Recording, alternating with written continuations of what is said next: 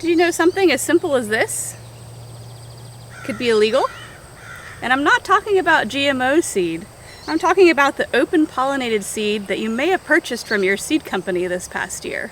Well, if we haven't met before, I'm Rebecca, and I'm married to Farmer Nathan of Growing Green Family Farms, a local market garden farm here in the upstate of South Carolina.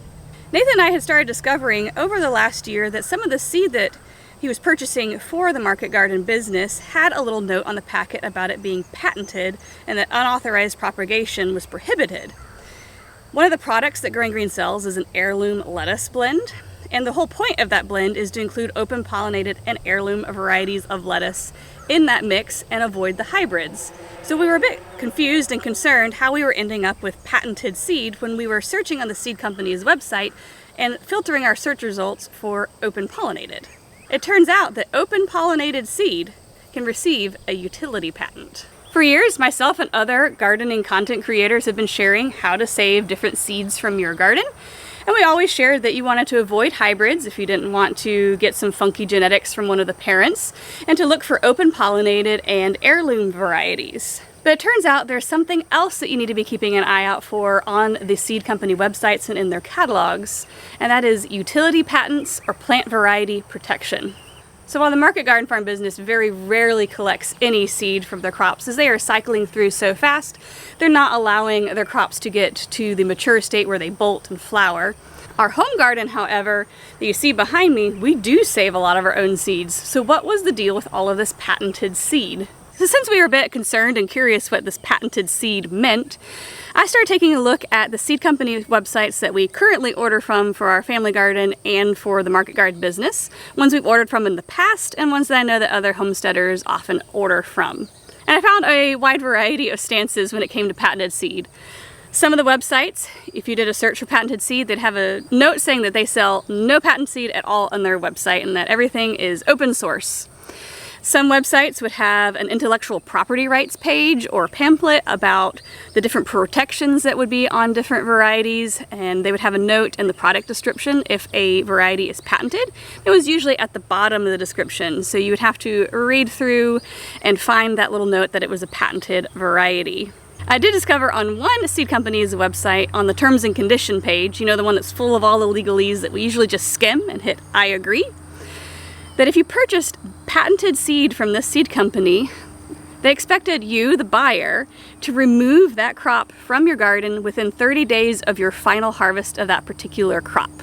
Yikes! I am a fairly organized person, and even I don't keep that detailed of track of when I took out my final harvest of certain crops from our garden. So what is a utility patent in the context of seed saving?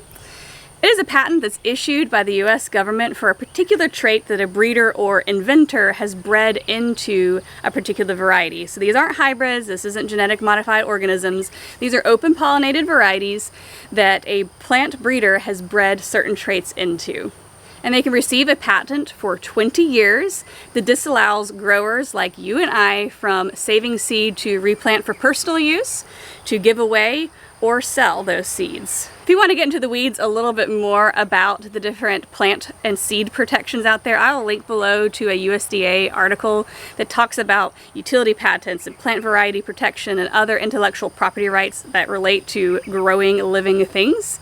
But for now, we'll just stick with the utility patent, as that seems to be the most common right now on seed company websites. So while enforcing seed saving on such small scale as homestead and backyard gardeners would be pretty tricky, it's nevertheless still illegal. And that was something Farmer Nathan and I were shocked by. He and I have been gardening for pretty much most of our lives and had been ordering seeds for decades and had never come across this information about patented seed. So if you'd like to be a bit more proactive and an advocate for open source seed, I did discover the Open Source Seed Alliance while I was doing research on different seed company websites, as some of them did have an OSSI seed designation on some of their seed varieties. And those are ones that are essentially dedicated to the public domain, where those seeds can be used for seed saving, crossing, breeding, and there's no restrictions on them. They also have a handy database of different varieties that have been developed by plant breeders that have been dedicated to being open source. So if you're looking for another tomato, lettuce, even flower varieties that you would like to be saving seed from, they have a beautiful database that you can search.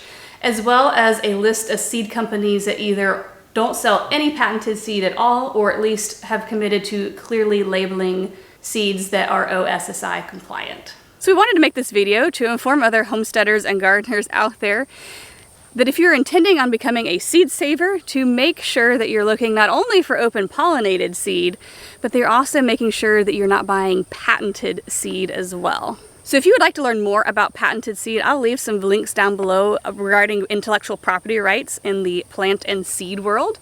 I'll also include a link to a blog post on our website, cottagefarmstead.com, with my research notes where I went through about 10 different seed companies' websites, emailing their customer service and learning which companies did and did not sell patented seed and how they were identified on their websites, to give you a jump start on your future seed shopping needs. And with that, I'll catch you next time.